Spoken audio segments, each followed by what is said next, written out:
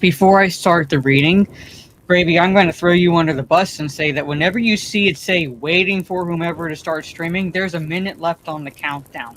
YouTube does that shit. I don't know what it is, but if you look at the time, it says 8:29 because I can see it on StreamYard side when you sent it. I still had a minute. But anyway, chat, welcome everyone. So I had to take a little bit of a break. January is essentially the worst time of the year when it comes to streaming. Basically schedule-wise, weather-wise is always a big factor. Like typically, whenever it snows and I have to continually go out and shovel, it drains you a little bit. It does drain you, but I'm back. I'm going to do a reading stream tonight. I'm going to do the Rocky stream tomorrow. I'm going to be on the singles with Orange Chat Thursday, and then because if someone could bother Steph, I would appreciate it, because I messaged her asking if she'd be free Friday to possibly play that bomb game that she's been playing with Disparu, and I figured I could that's the game that I could do for about a couple hours or so, and then jump onto a reading stream rather than get too invested in a story or gameplay, things like that. I sent it to her, and I will start reading chat, so bear with me a minute. I sent it to her about 22 hours ago. 22 hours ago, I told her if we streamed it, it had to be on a Friday, and I figured maybe, this Friday we could do it, because Saturday I'm going to be doing the watch party of the Saturday night main event for WWE on my Discord. She hasn't responded yet. So if you all can bother her, I would appreciate it to respond to me. But anyway, welcome again. We are leaving the Shire, and we'll be entering the Old Forest and meeting someone within that location. But again, welcome everyone. Hope you enjoy the reading. Slap the like button. If you like catching the replay, hope you enjoyed the replay. And without further ado, Chapter 6, The Old Forest. Frodo woke suddenly. It was still dark in the room. Mary was standing there with a candle in one hand and banging on the door with the other. "All right, what is it?" said Frodo, still shaken and bewildered. "What is it?" cried Mary. "It's time to get up. It's 4:30 and very foggy." "Come on. Sam is already getting breakfast ready. Even Pippin is up. I'm just going to saddle the ponies and fetch the one that is to be the baggage carrier. Wake that sluggard Fatty. At least he must get up and see us off." Soon after 6 o'clock, the 5 hobbits were ready to start. Fatty Bulger was still yawning. They stole quietly out of the house. Mary went in front leading a laden pony and took his way along a path that went through a spiny behind the house, and then cut across several fields. The leaves of trees were glistening and every twig was dripping. The grass was gray with cold dew. Everything was still and far away. Noises seemed near and clear. Fowls chattering in a yard, someone closing a door of a distant house. In their shed, they found the ponies. Sturdy little beasts of the kind loved by hobbits, not speedy, but good for a long day's work. They mounted, and soon they were riding off into the mist, which seemed to open reluctantly before them, and close forbiddingly behind them. After riding for about an hour, slowly and without talking, they saw the hedge, looming suddenly ahead. It was tall and netted over with silver cobwebs. "Welcome, everyone." "How are you going to get through all this?" said Fredegar. "Follow me," said Mary, "and you'll see." He turned to the left along the hedge, and soon they came to a point where it bent inwards, running along the lip of a hollow. A cutting had been made at some distance from the hedge, and went sloping gently down into the ground. It had walls of brick at the sides which rose steadily, until suddenly they arched over and formed a tunnel that dived deep under the hedge, and came out in the hollow on the other side. Here Fatty Bulger halted. "Goodbye, Frodo," he said.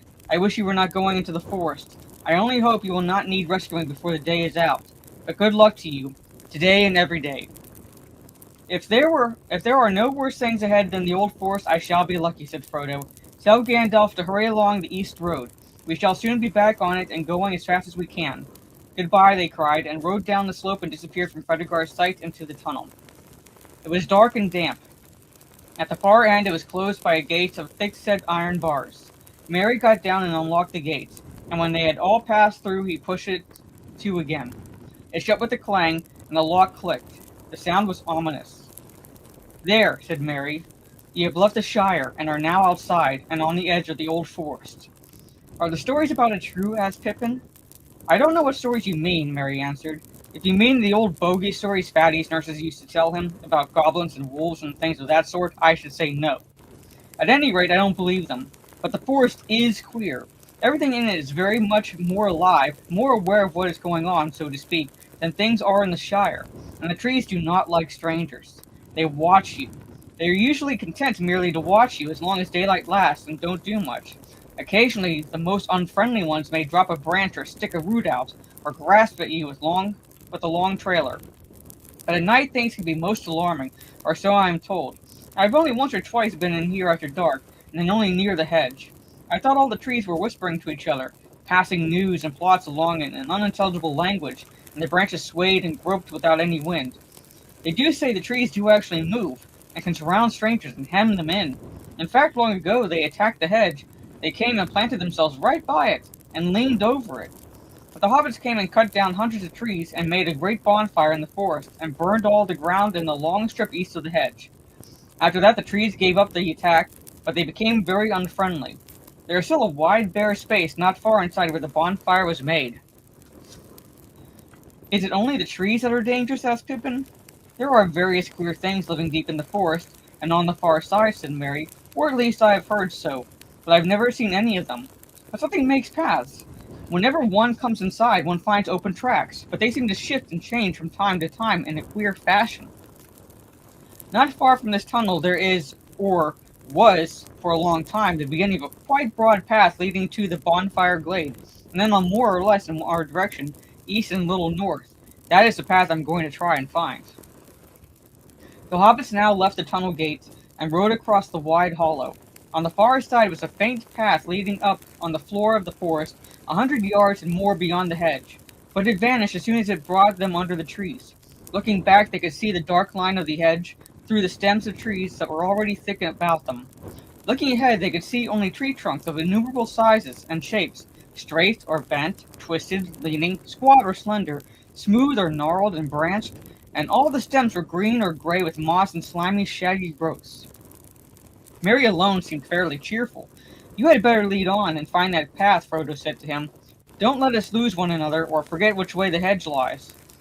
They picked a way along among the trees, and their ponies plodded along, carefully avoiding the many writhing and interlacing roots. There was no undergrowth.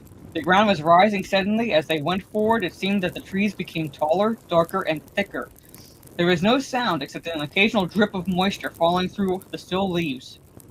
For the moment, there was no whispering or movement among the branches, but they all got an uncomfortable feeling that they were being watched with disapproval, deepening to dislike and even enmity.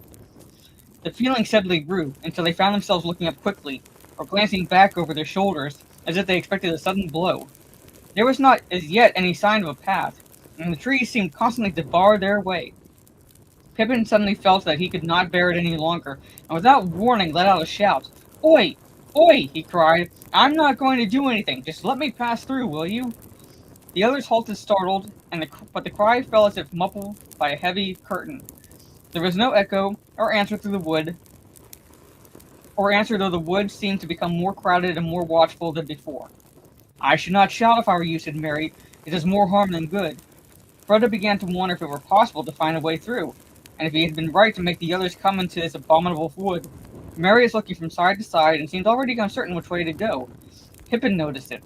"It has not taken you long to lose us," he said, but at that moment Mary gave a whistle of relief and pointed ahead. "Well, well," he said, "these trees do shift. There is the bonfire glade in front of us, or I hope so, but the path to it seems to have moved away." Welcome, everyone. The lights grew clearer as they went forward. Suddenly they came out of the trees and found themselves in a wide circular space. There was sky above them, blue and clear to their surprise, for down under the forest roof they had not been able to see the rising morning and the lifting of the mist. The sun was not, however, high enough yet to shine down into the clearing, though its light was on the treetops. The leaves were all thicker and greener about the hedges of the glade, enclosing with it an almost solid wall. No tree grew there, only rough grass and many tall plants, stocky and faded hemlocks and wood parsley, fireweed seeding into fluffy ashes, and rampant nettles and thistles. A dreary place, but it seemed a charming and cheerful garden after the close forest. The hobbits felt encouraged, and looked up hopefully at the broadening daylight in the sky. At the far side of the glade, there was a break in the wall of trees, and a clear path beyond it. They could see it running on into the wood, wide in places and open above, though every now and again the tree drew in and overshadowed it with their dark boughs. Up this path they rode. They were still climbing gently, but they now went much quicker, and with better heart, for it seemed to them that the forest had relented, and was going to let them pass unhindered after all. But after a while the air began to get hot and stuffy. The trees drew close again on either side, and they could no longer see far ahead. Now stronger than ever, they felt again the ill will of the wood pressing on them. So silent was it that the fall of their ponies' hooves, rustling on dead leaves and occasionally stumbling on hidden roots, seemed to thud in their ears. Frodo tried to sing a song to encourage them, but his voice sank to a murmur. O wanderers in the shadowed land, despair not, for though dark they stand, all woods there be must end at last, and see the open sun go past. The setting sun, the rising sun, the day's end or the day's begun. For east or west, all woods must fail. Fail. Even as he said the word, his voice faded into silence. The air seemed heavy and the making of words wearisome. Just behind them, a large branch fell from an old overhanging tree with a crash into the path. The tree seemed to close in before them. They do not like all that about ending and failing, said Mary. I should not sing any more at present. Wait till we get to the edge, and then we'll turn and give them a rousing chorus. He spoke cheerfully, and if he felt any great anxiety, he did not show it. The others did not answer. They were depressed. A heavy weight was settling on Frodo's heart, and he regretted now with every step forward that he had ever thought of challenging the menace of the trees. He was, indeed, just about to stop and propose going back, if that was still possible, when things took a new turn. The path stopped climbing, and became for a while nearly level. The dark trees drew aside, and ahead they could see the path going almost straight forward. Before them, but some distance off, there stood a green hilltop, treeless, rising like a bald head out of the encircling wood. The path seemed to be making directly for it. They now hurried forward again, delighted with the thought of climbing out for a while above the roof of the forest. The path dipped, and then again began to climb upwards, leading them at last to the foot of the steep hillside. There it left the trees and faded into the turf. The wood stood all around the hill like thick hair that ended sharply in a circle round a shaven crown. Welcome, everyone. The hobbits led their ponies up, winding round and round until they reached the top. There they stood and gazed about them. The air was gleaming and sunlit but hazy, but they could not see it to any great distance. Near at hand, the mist was now almost gone, though here and there it lay in hollows of the wood, and to the south of them, out of a deep fold cutting right across the forest, the fog still rose like steam or wisps of white smoke.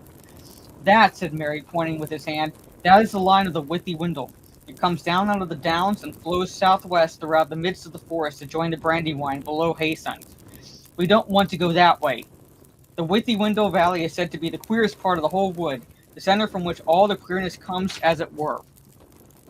The others looked at the direction that Mary pointed out, but they could see the little but mists over the damp and deep-cut valley, and beyond it, the southern half of the forest faded from view. The sun on this hilltop was now getting hot. It must have been about 11 o'clock, but the autumn haze still prevented them from seeing much in other directions. In the west, they could not make out either the line of the hedge or the valley of the Brandywine beyond it.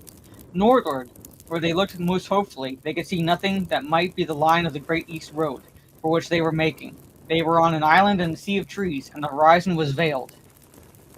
On the southeastern side, the ground fell very steeply, as if the slopes of the hill were continued far down under the trees, like island shores that really are the size of a mountain rising out of deep waters. They sat on the green edge and looked out over the woods below them, while they ate their midday meal. As the sun rose and past noon, they glimpsed far off in the east the gray-green lines of the downs that lay beyond the old forest on that side. That cheered them greatly, for it was good to see a sight of anything beyond the wood's borders, though they did not mean to go that way, if they could help it.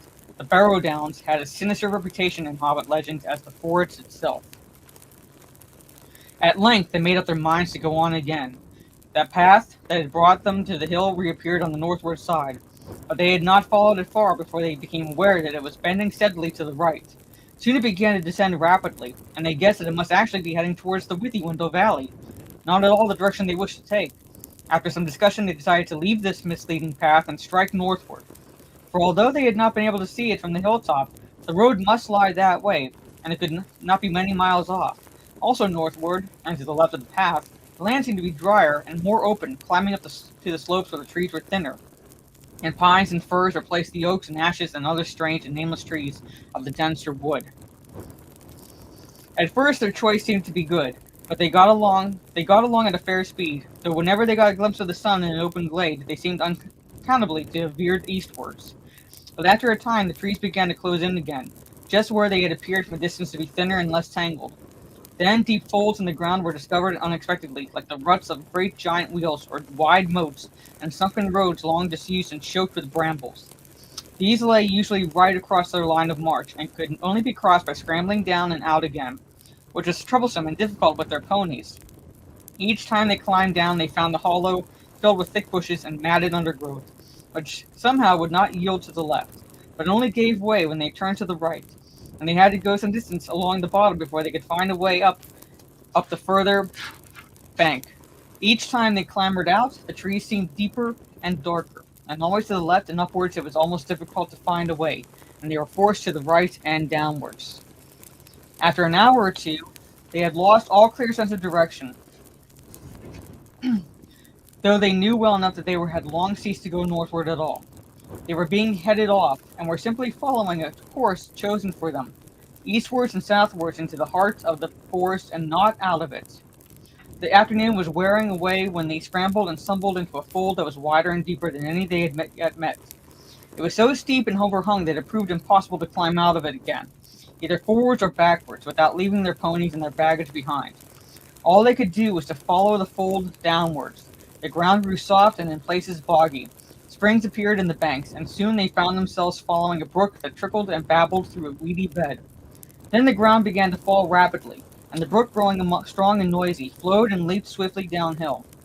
They were in a deep, dim gully, overarched by trees high above them. After stumbling along for some way along the stream, they came quite suddenly out of the gloom. As through a gate, they saw the sunlight before them. Coming to the opening, they found that they had made their way down through a cleft in the high steep bank, almost a cliff. At its feet was a wide space of grass and reeds, and in the distance could be glimpsed another bank almost as steep. A golden afternoon of light sunshine lay warm and drowsy upon the hidden land between. In the midst of it there were lazily a dark river of brown water, bordered with ancient willows, arched over with faded willow leaves. Arched over with willows, blocked with fallen willows, and flecked with thousands of faded willow leaves. The air was thick with them, fluttering yellow from the branches, for there was a warm and gentle breeze blowing softly in the valley, and the reeds were rustling, and the willow boughs were creaking. "Well now, I have at least some notion of where we are," said Mary. "We have come almost in the opposite direction to which we intended. This is the river Withywindle. I shall go on and explore." He passed out into the sunshine and disappeared into the long grasses. After a while he reappeared and reported that there was fairly solid ground between the cliff foot and the river. In some places firm turf went down to the water's edge. "What's more," he said, "there seems to be something like the footpath winding along on this side of the river. If we turn left and follow it, we shall be bound to come out on the east side of the forest eventually." "I dare say," said Pippin. "That is, if the track goes on so far and does not simply lead us into a bog and leave us there. Who made the track, do you suppose, and why? I'm sure it was not for our benefit. I'm getting very suspicious of this forest and everything in it, and I begin to believe all the stories about it. And have you any idea how far eastward we should have to go?" "No," said Mary, "I haven't. I don't know in the least how far down the Withywindle we are, or who could possibly come here often enough to make a path along it. But there is no other way out that I can see or think of." There being nothing else for it, they filed out, and Mary led them to the path that he had discovered. Everywhere the reeds and grasses were lush and tall, in places far above their heads. But once found, the path was easy to follow, as it turned and twisted, picking out the sounder or ground among the bogs and pools. Here and there it passed over other rills running down gullies into the Withywindle out of the higher forest lands, and at these points there were tree trunks or bundles of brushwood laid carefully across. The hobbits began to feel very hot. There were armies of flies of all kinds buzzing around their ears, and the afternoon was burning on their backs. At last they came suddenly into a thin shade. Great gray branches reached across the path. Each step forward became more reluctant than the last. Sleepiness seemed to be creeping out of the ground and up their legs, and falling softly out of the air upon their heads and eyes. Frodo felt his chin go down and his head nod. Just in front of him, Pippin fell forward onto his knees. Frodo halted. "It's no good," he heard Merry saying. "Can't go another step without rest. Must have a nap. It's cool under the willows, less flies." Frodo did not like the sound of this. "Come on," he cried. "We can't have a nap yet. We must get clear of the forest first." But the others were too far gone to care. Beside them, Sam stood yawning and blinking stupidly. Suddenly, Frodo himself felt sleep overwhelming him. His head swam. There now seemed hardly a sound in the air. The flies had stopped buzzing. Only a gentle noise on the edge of hearing, a soft fluttering as if a song half whispered, seemed to stir in the boughs above. He lifted his heavy eyes and saw leaning over him a huge willow tree, old and hoary. Enormous it looked, its sprawling branches growing up like reaching arms with many long-fingered hands. Its knotted and twisted trunk gaping in wide fissures that creaked faintly as the boughs moved. The leaves fluttering against the bright sky dazzled him, and he toppled over, lying where he fell upon the grass. Merry and Pippin dragged themselves forward and lay down with their backs to the willow trunk. Behind them, the great cracks gaped wide to receive them as if the tree swayed and creaked. They looked up at the gray and yellow leaves moving softly against the light and singing. They shut their eyes, and then seeing that they could almost hear words, cool words saying something about water and sleep, they gave themselves up to the spell and fell fast asleep at the foot of the great gray willow. Frodo lay for a while fighting with the sleep that was overpowering him. Then with an effort he struggled to his feet again. He felt a compelling desire for cool water. "Wait for me, Sam," he stammered. "Must bathe feet for a minute." Half in a dream he wandered forward to the riverward side of the tree, where great winding roots grew out into the stream, like gnarled dragonets straining down to drink. He straddled one of these and paddled his hot feet in the cool brown water, and there he too suddenly fell asleep with his back against the tree. Sam sat down and scratched his head and yawned like a cavern. He was worried. The afternoon was getting late, and he thought the sudden sleepiness uncanny. "There's more behind this than sun and warm air," he muttered to himself. "I don't like this great big tree. I don't trust it. Hark at it singing about sleep now. This won't do at all." He pulled himself to his feet and staggered off to see what had become of the ponies. He found that two had wandered on a good way along the path, and he had just caught them and brought them back towards the others when he heard two noises, one loud and the other soft but very clear. One was a splash of something heavy falling in the water. The other was a noise like the snick of a lock when a door quickly closes fast. He rushed back to the bank. Frodo was in the water close to the edge, and a great tree root seemed to be over him and holding him down, but he was not struggling. Sam gripped him by the jacket and dragged him from under the root, and then with difficulty hauled him onto the bank. Almost at once he woke, and coughed and spluttered. "Do you know, Sam," he said at length, "the beastly tree threw me in. I felt it, the big root, just twisted around and tipped me in." "You were dreaming, I expect, Mr. Frodo," said Sam. "You shouldn't sit in such a place, if you feel sleepy." "What about the others?" Frodo asked. "I wonder what sort of dreams they're having." He went around to the other side of the tree, and then Sam understood the click that he had heard. Pippin had vanished.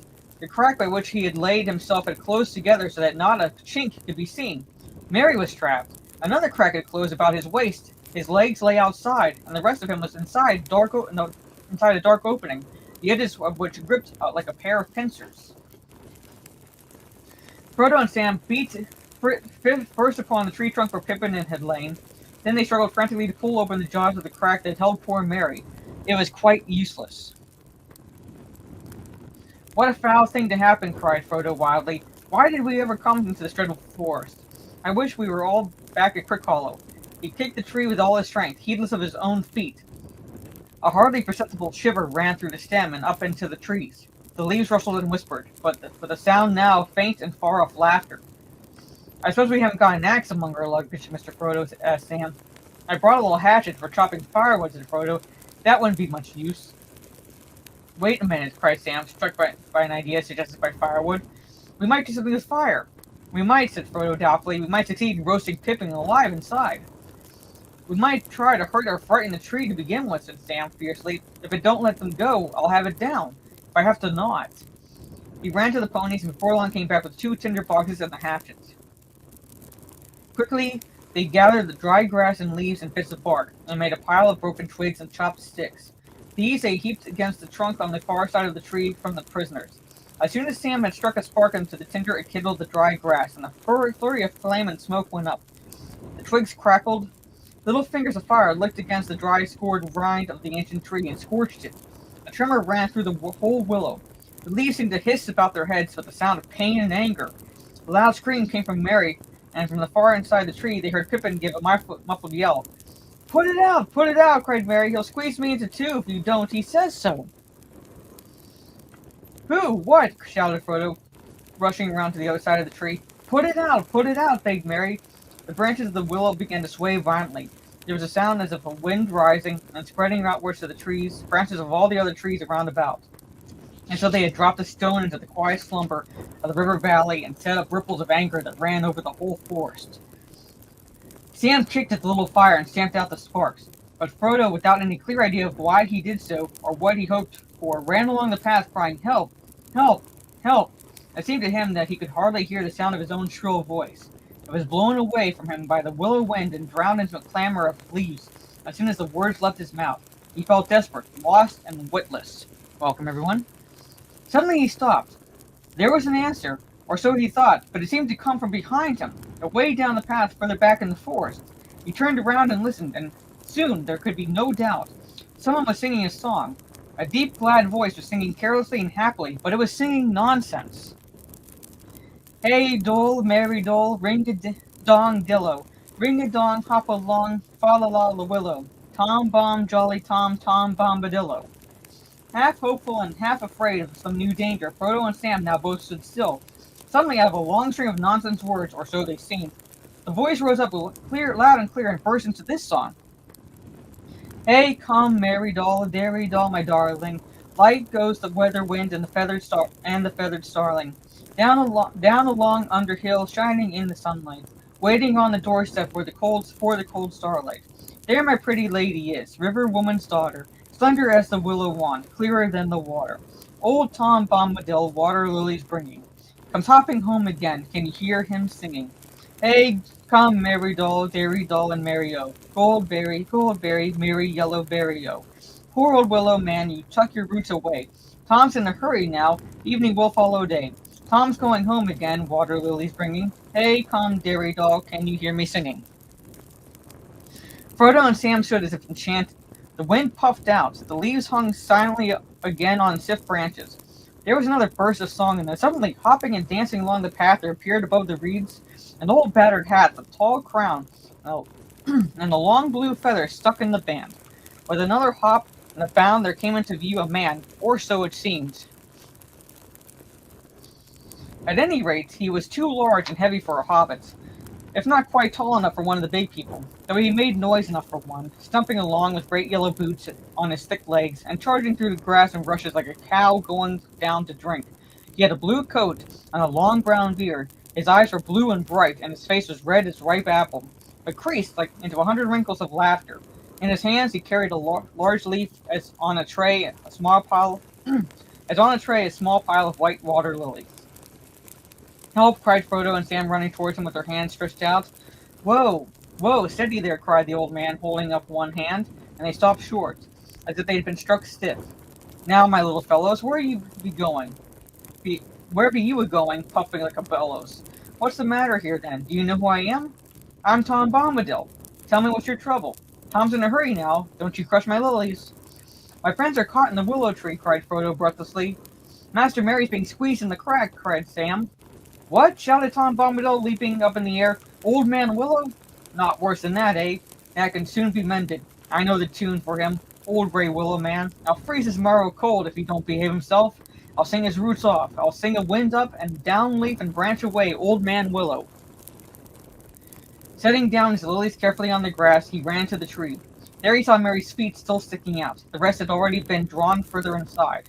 Tom put his mouth to the crack and began singing in a low voice. They could not catch the words, but evidently Mary was aroused. His legs began to kick. Tom sprang away, and breaking up a hanging branch, smote the side of the willow with it. You let them out again, Old Man Willow, he said. What be you a-thinking of? You should not be waking. Eat earth, dig deep, drink water, go to sleep. Bombadil is talking. He then seized Merry's feet and drew him out of the suddenly widening crack. There was a tearing creak, and the other crack split open, and out of it Pippin sprang, as if he had been kicked. Then with a loud snap, both cracks closed fast again.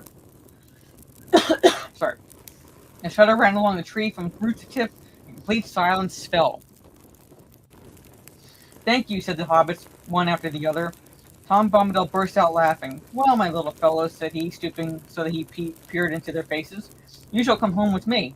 The table is all laden with yellow cream, honeycomb, and white bread and butter. Goldberry is waiting. Time enough for questions around the supper table. You'll follow me as quick as you are able. With that, he picked up his lilies, and with a beckoning wave of his hand, went hopping and dancing along the path eastward, still singing loudly and nonsensically.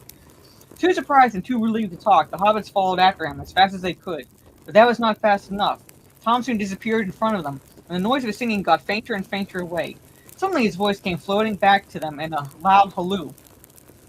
Hop along, my little friends, up the withy window. Tom's going on ahead, candles for to kindle. Down west sinks the sun, soon you'll be groping. When the night shadows fall, then the door will open. Out of the window panes light will twinkle yellow. Fear no alder black, heed no hoary willow. Fear neither root nor bough, Tom goes on before you. Hey now, merry doll, we'll be waiting for you. After that, the hobbits heard no more.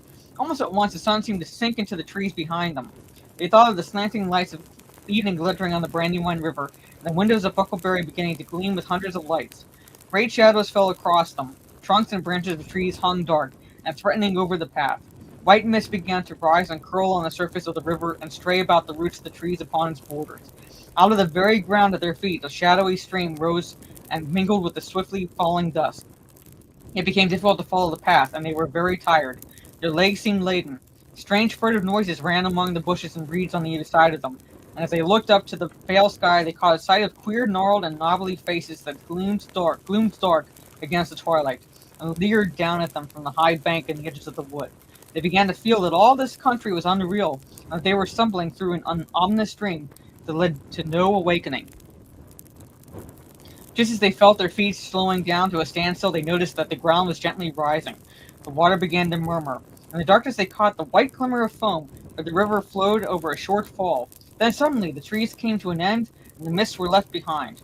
They stepped out from the forest and found a wide sweep of grass welling up before them.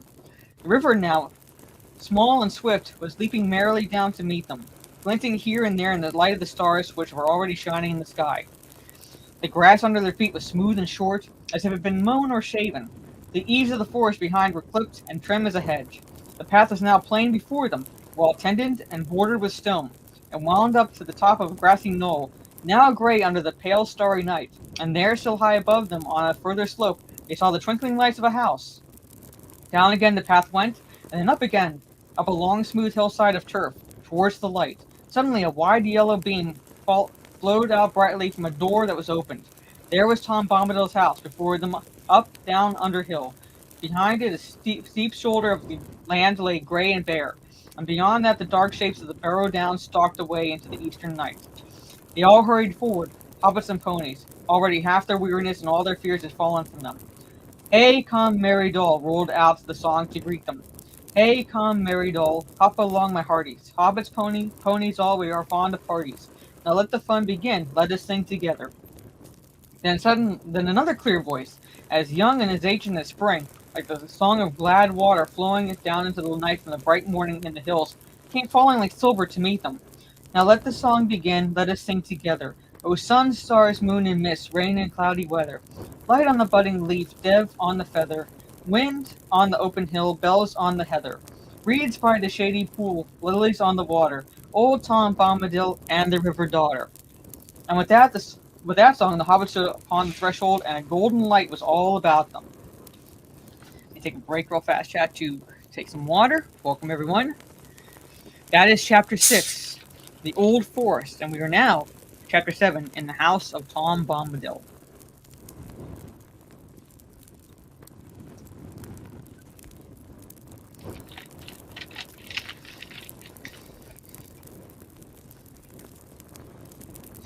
A character omitted from the Lord of the Rings movies, and a character that Rings of Power butchered. In the house of Tom Bombadil. The four hobbits stepped over the wide stone threshold and stood still, blinking. They were in a large, low room filled with the light of lamps swinging from the beams of the roof, and on the table of dark polished wood stood many candles, tall and yellow, burning brightly. In a chair at the far side of the room, facing the outer door, sat a woman. Her long yellow hair rippled down her shoulders. Her gown was green as young reeds, shot with silver like beads of dew, and her belt was of gold, shaped like a chain of flag lilies, set with the pale blue eyes of forget-me-nots. About her feet, in wide vessels of green and brown earthenware, white water lilies were floating, so that she seemed to be enthroned in the midst of a pool. "Enter, good guest," she said, and as she spoke they knew that it was her clear voice that they had heard singing.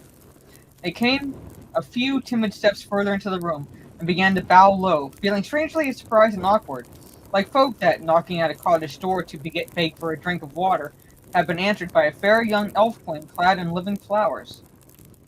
Before they could say anything, she sprang lightly up and over the lily bowls, and ran laughing towards them, and as she ran her gown rustled softly like the wind in the flowering borders of a river.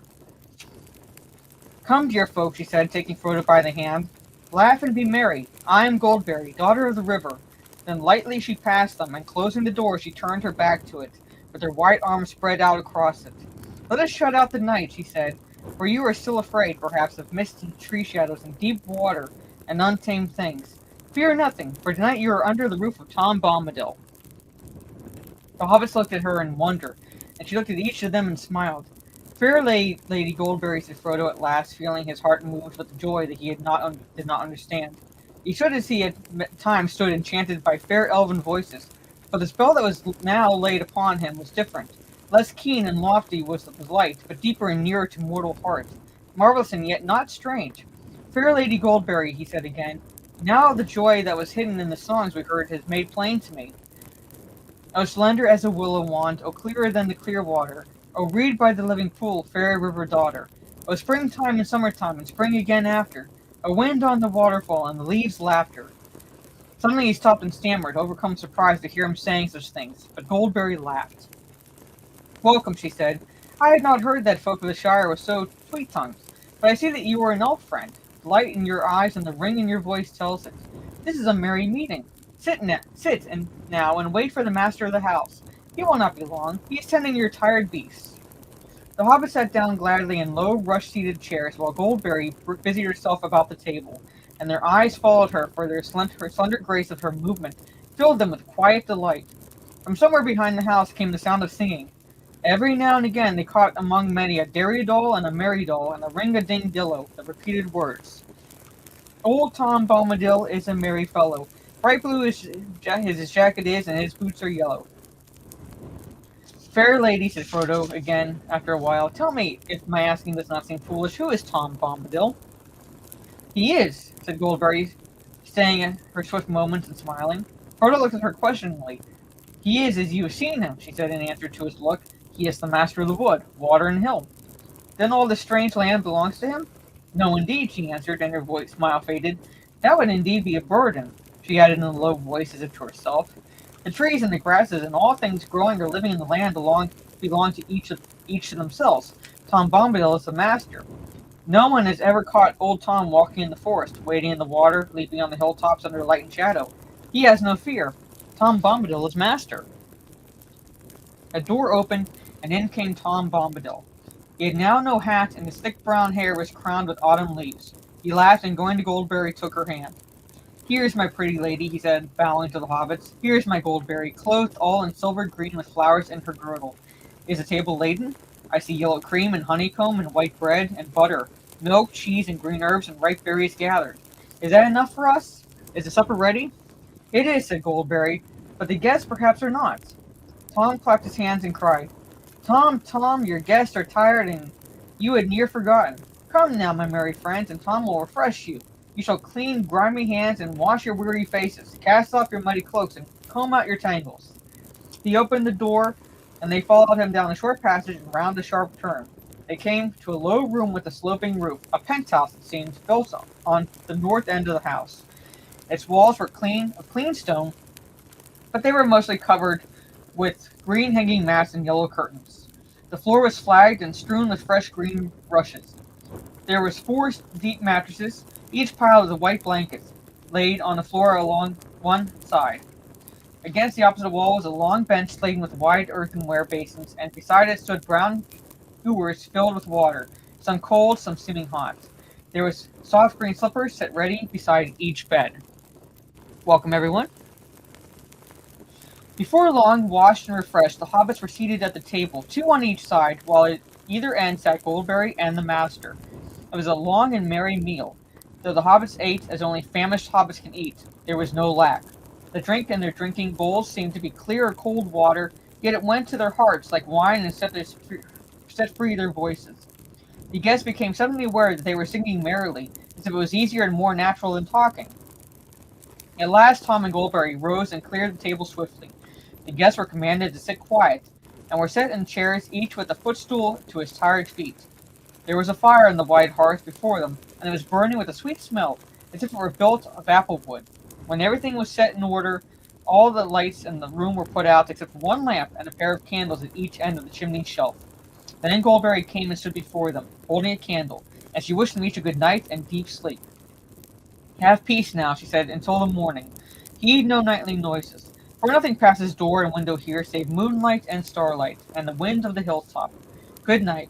She passed out of the room with a glimmer and a rustle.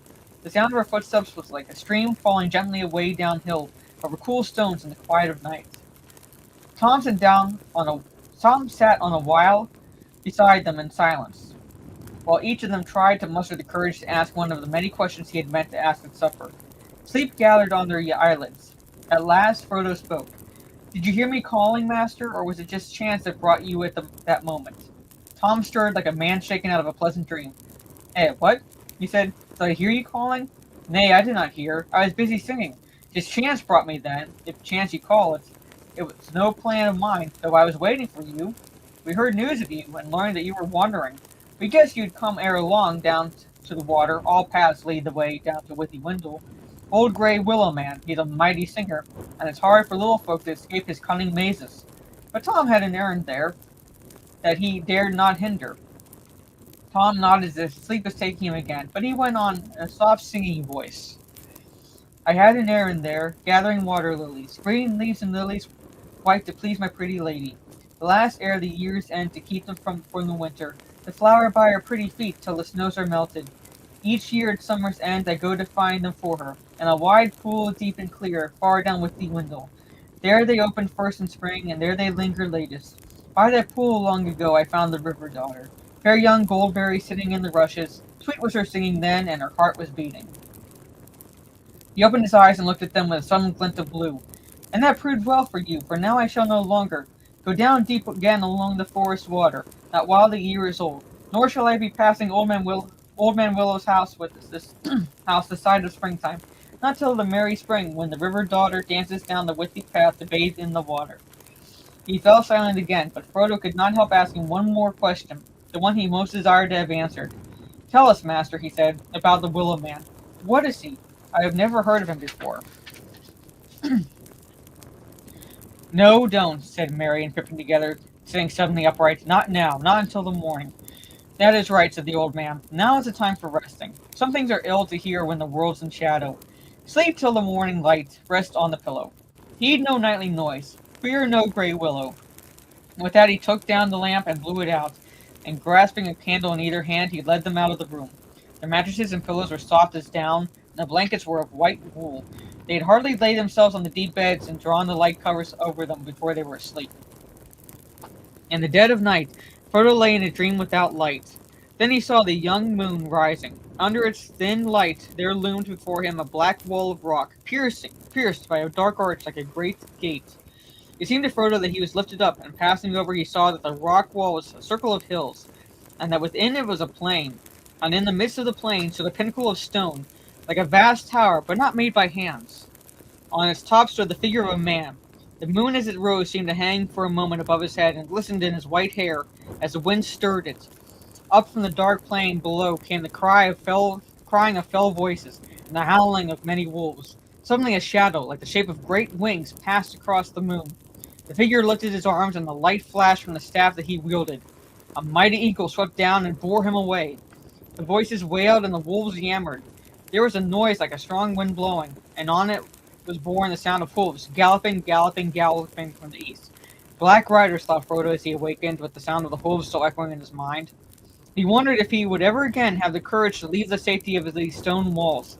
He lay motionless, still listening. But all was now silent, and at last he turned and fell asleep again, or wandered into some other unremembered dream. At his side, Pippin lay dreaming pleasantly, but a change came over his dreams, and he turned and groaned. Suddenly he woke, or thought he had waked, and yet still heard in the darkness the sound that had disturbed his dream. Tip, tap, squeak. The noise was like branches fretting in the wind, twig fingers scraping wall and window. Creak, creak, creak. He wondered if there were willow trees close to the house, and then suddenly he had a dreadful feeling that he was not in an ordinary house at all, but inside the willow and listening to that horrible dry creaking voice laughing at him again. He sat up and felt the soft pillows yield to his hands, and he lay down again relieved. He seemed to hear the echo of words in his ears. Fear nothing. Have peace until the morning. Heed no nightly noises. Then he went to sleep again. It was the sound of water that Merry heard following his quiet sleep. Water streaming down gently and then spreading irresistibly all around the house into a dark, shoreless pool. It gurgled under the walls and was rising slowly but surely. I shall be drowned, he thought. It will find its way in, and then I shall drown. He felt that he was lying in a soft, slimy bog, and springing up, he set his foot on the corner of a cold, hard flagstone. Then he remembered where he was, and lay down again. He seemed to remember hearing, nothing passes doors or windows save moonlight and starlight and the wind off the hilltop. A little breath of sweet air moved the curtain. He breathed deep and fell asleep again. As far as he could remember, Sam slept through the night in a deep content, if logs are contented. Sorry, Jack. They woke up all four at once, in the morning light. Tom was moving about the room whistling like a starling. When he heard them stir, he clapped his hands and cried, "Hey, come, dairy doll, my hearties." He drew back the yellow curtains, and the hobbits saw that these had covered the windows, at either end of the room, one looking east and the other looking west. They leapt up refreshed. Frodo ran to the eastern window and found himself looking into a kitchen garden gray with dew. He had half expected to see turf right up to the walls, turf all pocked with hoof prints. Actually, his view was screened by a tall line of beams on poles, but above and far beyond them the gray top of the hill loomed up against the sunrise. It was a pale morning. In the east, behind long clouds like lines of soiled wool stained red at the edges, lay glimmering deeps of yellow. The sky spoke of rain to come, but the light was broadening quickly, and the red flowers on the beams began to glow against the wet green leaves. Pippin looked out of the western window, down into a pool of mist. The forest was hidden under a fog. It was like looking down onto a sloping cloud roof from above. There was a fold or a channel where the mist was broken in many plumes and billows. The valley of the Withywindle. The stream ran down the hill on the left and vanished into the white shadows. Near at hand was a flower garden and a clipped hedge, silver-netted, and beyond that, gray-shaven grass pale with dewdrops. There was no willow tree to be seen. "Good morning, merry friends," cried Tom, opening the eastern window wide. A cool air flowed in. It had a rainy smell. "Sun won't show her face much today, I'm thinking." Sorry. "I have been walking wide, leaping on the hilltops, since the gray dawn began. Nosing wind and weather, wet grass underfoot, wet sky above me.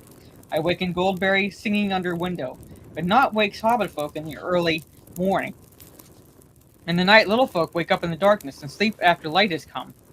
Ring-a-ding-dillo, wake now, my merry friends. Forget the nightly noises. Ring-a-ding-dillo, dillo-dell, derry-dell, my hearties. If you come soon, you'll find breakfast on the table. If you come late, you'll get grass and rainwater." Needless to say, not that Tom's threat sounded very serious, the hobbits came soon and left the table late, and only when it was beginning to look rather empty. Neither Tom nor Goldberry were there. Tom could be heard about the house, clattering in the kitchen and up and down the stairs, and singing here and there outside. The room looked westward over the mist-cloud valley, and the window was open. Water dripped down from the thatched eaves above. Before they had finished breakfast, the clouds had joined into an unbroken roof, and the straight gray rain came softly and steadily down. Behind its deep curtain, the forest was completely veiled. As they looked out of the window, there came falling gently, as if it was flowing down the rain out of the sky, the clear voice of Goldberry singing up above them. They could hear few words, but it seemed plain to them that the song was a rain song, as sweet as showers on dry hills, that told the tale of a river from the spring in the highlands to the sea far below. The hobbits listened with delight, and Frodo was glad in his heart, and blessed the kindly weather, because it delayed them from departing. The thought of going had been heavy upon him from the moment he woke, but he guessed now that they would not go further that day. The upper wind settled in the west, and deeper and wetter clouds rolled up to spill their laden rain on the bare heads of the downs. Nothing could be seen all around the house but falling water. Frodo stood near the open door, and watched the white chalky path turn into a little river of milk, and go bubbling away down into the valley.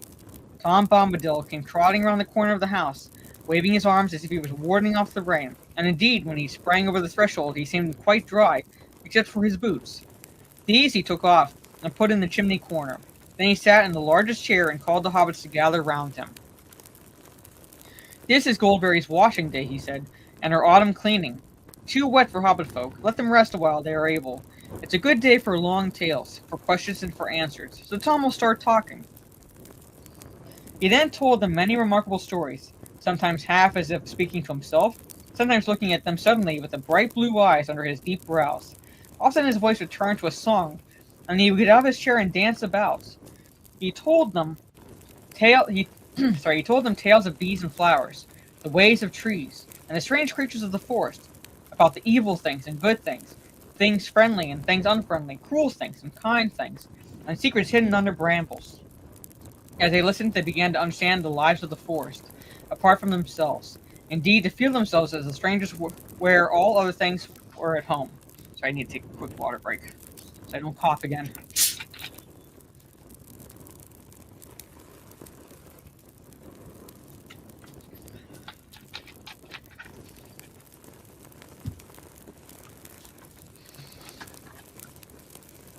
Moving constantly in and out of his talk was Old Man Willow, and Frodo learned now enough to content him. Indeed, more than enough, for it was not comfortable lore. Tom's words laid bare the hearts of trees and their thoughts, which were often dark and strange, and filled with the hatred of things that go free upon the earth, gnawing, biting, breaking, hacking, burning, destroyers and usurpers.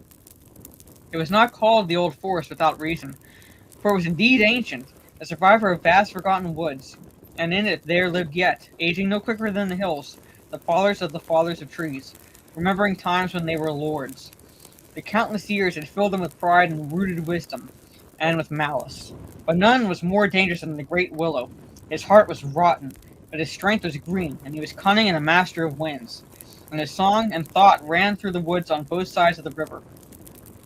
His gray, thirsty spirit drew power out of the earth, and spread like a fine root threads in the ground, and invisible twig fingers in the air, till it had under its dominion nearly all the trees of the forest from the hedge to the downs. Suddenly Tom's talk left the woods and went leaping up the young stream, over bubbling waterfalls, over pebbles and worn rocks, and among small flowers and close grass and wet crannies, wandering at last up upon the downs. They heard the great barrows and the green mounds and the stone rings upon the hills and in the hollows among the hills. Sheep were bleating in flocks. Green walls and white walls rose. There was a fortresses on the heights. Kings of little kingdoms fought together, and the young sun shone like fire on the red metal of their new and greedy swords. There was victory and defeat, and towers fell, fortresses were burned, and flames went up into the sky. Gold was piled on the biers of dead kings and queens, and mounds covered them, and the stone doors were shut, and the grass grew over all. Sheep walked for a while biting the grass, but soon the hills were empty again. A shadow came out of dark places far away, and the bones were stirred in the mounds. Barrow-wights walked in the hollow places, with the clink of rings on cold fingers, and gold chains in the wind. Stone rings grinned out of the ground like broken teeth in the moonlight. The hobbits shuddered. Even in the Shire, the rumor of the Barrow-wights of the Barrow Downs beyond the forest had been heard, but it was not a tale that any hobbit liked to listen to, even by the comfortable fireside far away. These four now suddenly remembered what the joy of this house had driven from their minds. The house of Tom Bombadil nestled under the very shoulder of those dreaded hills. They lost the thread of his tale and shifted uneasily, looking aside at one another. When they caught his words again, they found that he had now wandered into strange regions beyond their memory and beyond their waking thought, at the times when the world was wider, and the seas flowed straight to the western shore, And so on and back Tom went, singing into ancient starlight, when only the elf Shires were awake. Then suddenly he stopped, and they saw that he nodded as if he was falling asleep. The hobbits sat still before him, enchanted, and it seemed as if, under the spell of his words, the wind had gone and the clouds had dried up, and the day had been withdrawn, and darkness had come from east and west, and all the sky was filled with light of white stars. Whether the morning and evening of one day or of many days had passed, Frodo could not tell. He did not feel either hungry or tired, only filled with wonder. The stars shone through the window, and the silence of the heavens seemed to be round him. He spoke at last out of his wonder and a sudden fear of that silence. "Who are you, master?" he asked. "Hey, what?" said Tom, sitting up and his eyes glinting in the gloom. "Don't you know my name yet? That's the only answer. Tell me, who are you, alone, yourself and nameless? But you are young, and I am old. Eldest, that's what I am. Mark my words, my friends. Tom's was here before the river and the trees. Tom remembers the first raindrop and the first acorn. He made paths before the big people and saw the little people arriving. He was here before the kings and the graves and the barrow-wights. When the elves passed westward, Tom was already here, before the seas were bent. He knew the dark under the stars when it was fearless, before the Dark Lord came from outside." A shadow seemed to pass by the window, and the hobbits glanced hastily through the panes. When they turned again, Goldberry stood in the door behind, framed in light. She held a candle, shielding its flame from the draught with her hand, and the light flowed through it like sunlight through a tall white shell. "The rain has ended," she said, "and new waters are running downhill under the stars. Let us now laugh and be glad." "And let us have food and drink," cried Tom. "Long tales are thirsty, and long listening is hungry work, morning, noon, and evening." With that he jumped out of his chair, and with a bound took a candle from the chimney shelf and lit it in the flame that Goldberry held. Then he danced about the table. Suddenly he hopped through the door and disappeared. Quickly he returned, bearing large and laden tray. Then Tom and Goldberry set the table, and the hobbits sat half in wonder and half in laughter. So fair was the grace of Goldberry, and so merry and odd the caperings of Tom. Yet in some fashion they seemed to weave a single dance, neither hindering the other, in and out of the room, and round about the table, and with great speed food and vessels and lights were set in order. The boards blazed with candles white and yellow. Tom bowed to his guests. "Supper is ready," said Goldberry, and now the hobbits saw that she was clothed all in silver with a white girdle, and her shoes were like fish's mail. But Tom was all in clean blue as rain-washed forget-me-nots, and he had green stockings. It was a supper even better than before. The hobbits, under the spell of Tom's words, may have missed one meal or many, but when the food was before them, it seemed at least a week since they had eaten. They did not sing or even speak much for a while, and paid close attention to business. But after a time, their hearts and spirits rose high again, and their voices rang out in mirth and laughter. After they had eaten, Goldberry sang many songs for them, songs that began merrily in the hills, and fell softly down into silence. And in the silences they saw in their minds pools and waters wider than any they had known. And looking into them, they saw the sky below them, and the stars like jewels in the depths. Then once more she wished them each a good night, and left them by the fireside. But Tom now seemed wide awake, and plied them with questions.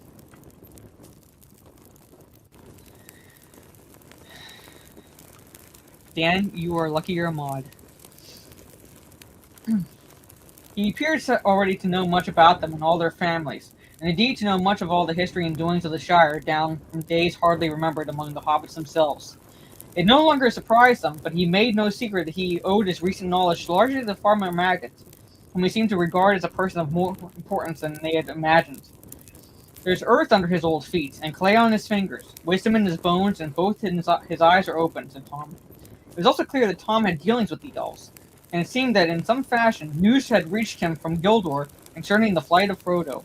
Indeed, so much did Tom know, and so cunning was his questioning, that Frodo found himself telling him more about Bilbo and his own hopes and fears than he had told before even to Gandalf. Tom wagged his head up and down, and there was a glint in his eyes when he heard of the riders. "Show me the precious ring," he said suddenly in the midst of the story, and Frodo, to his own astonishment, drew out the chain from his pocket, and unfastening the ring, handed it at once to Tom. It seemed to grow larger as it lay for a moment on his big brown-skinned hand. Then suddenly he put it to his eye and laughed. For a second the hobbits had a vision, both comical and alarming, of his bright blue eye gleaming through the circle of gold. And Tom put the ring around the end of his little finger, and held it up to the candlelight. For a moment the hobbits noticed nothing strange about this. Then they gasped. There was no sign of Tom disappearing. Tom laughed again, and then he spun the ring in the air, and it vanished with a flash. Frodo gave a cry, and Tom leaned forward and handed it back to him with a smile. Frodo looked at it closely, and rather suspiciously, like one who had lent a trinket to a juggler. It was the same ring, or looked the same and weighed the same, for that ring had always seemed to Frodo to weigh strangely heavy in his hand. But something prompted him to make sure. He was perhaps a trifle annoyed with Tom for seeming to make so light of what even Gandalf thought was so perilously important. He waited for an opportunity when the talk was going again, and Tom was telling an absurd story about badgers and their queer ways. Then he slipped the ring on. Merry turned towards him to say something and gave a start, and checked an explanation. Frodo was delighted in a way. It was his own ring all right, for Merry was staring blankly at his chair, obviously could not see him. He got up and crept quietly away from the fireside towards the outer door. "Hey there," cried Tom, glancing towards him with the most seeing look at his shining eyes. "Hey, come, Frodo there. Where you be going? Old Tom Bombadil's not as blind as that yet. Take off your golden ring. Your hand's more fair without it. Come back. Leave your game and sit down beside me. We must talk a while more and think about the morning. Tom must teach you the right road and keep your feet from wandering." Frodo laughed, trying to feel pleased, and taking off the ring, he came and sat down again. Tom now told them that he reckoned the sun would shine tomorrow, and it would be a glad morning, and setting out would be hopeful. But they would do well to start early, for weather in that country was a thing that even Tom could not be sure of for long, and it would change sometimes quicker than he could change his jacket. "I am no weather master," said he, "nor is aught that goes on two legs." By his advice, they decided to make nearly due north from his house, over the western and lower slopes of the downs. They might hope in the way to strike the east road in a day's journey and avoid the barrows. He told them not to be afraid, but to mind their own business. Keep to the green grass. Don't you go meddling with old stone or cold whites, or prying in their houses unless you be strong folk with hearts that never falter. He said this more than once, and he advised them to pass the barrows by on the other west side, if they chanced to stray near one. Then he taught them a rhyme to sing, if they should by ill luck fall into any danger or difficulty the next day. "Ho, Tom Bombadillo, by water, wood, and hill, by the reed and willow, by fire, sun, and moon, hearken now and hear us. Come, Tom Bombadil, for our need is near us." When they had sung this all together after him, he clapped them each on the shoulder with a laugh, and taking candles led them back to their bedroom. And that's Chapter 7, Tom Bombadil. When we pick this back up, hopefully Friday, we'll begin Chapter 8, Fog on the Barrow Downs. So we'll be seeing the Barrow Downs, as well as the Barrow Wights, which, again, another thing that brings the power, failed miserably at.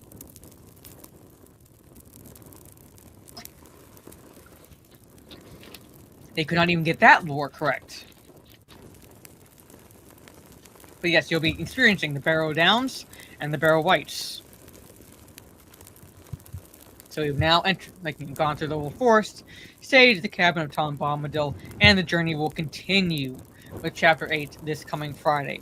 But thank you, chat, for hanging out with me. Probably be one chapter next time because the chapters vary in length, so the longer ones tend to take about the length of the entire stream. So I only do one at a time, but if they're on the shorter side, like these two were, I do two at a time. So, but tomorrow, chat, will be on my YouTube channel. Orange and I will be discussing Rocky. Then on Thursday, I will be on Orange Hat's account talking, I believe, Alita, Battle Angel. And then Friday, if a certain someone would get back to me, most likely doing a gaming stream, doing that Bomb Squad game, essentially the keep talking and no one explodes or nobody explodes game, if someone would return my message, and another reading stream later on in the day. Well, Topher, I could lose my voice and you would get no more reading streams, so which one do you want? Anyway, but thank you to everyone. Have a good rest of your day or evening, wherever you are in the world, and I will see you all tomorrow evening talking the first Rocky film from 1976, and on Thursday with Orange Hat talking Alita Battle Angel, and then Friday, hopefully doing a gaming stream and a reading stream later on in the evening.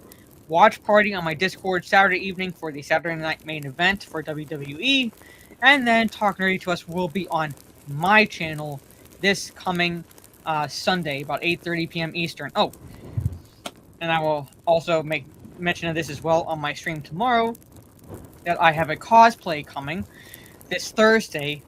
But if you happen to be on my Throne account, which is like kind of equivalent of an Amazon wish list, there is a wig on there for the cosplay that if any of you would be generous to gift it to me, I would very much appreciate it. It is a purple wig, you cannot miss it. It is the only one there that will stand out for this costume. Well, it's the only purple, I should say, the only purple one on my Throne wish list. But it is for the cosplay I should be receiving or getting this coming Thursday. But at any rate, thank you, Trey. This is my Throne. Like I said, it's in like an Amazon wish list. If anyone is like generous to gift it to me, I do appreciate it. But there it is. But anyway, have a good rest of your day or evening wherever you are in the world, chats, and I will see you all tomorrow evening, about 8 p.m. Eastern, talking Rocky. Good night.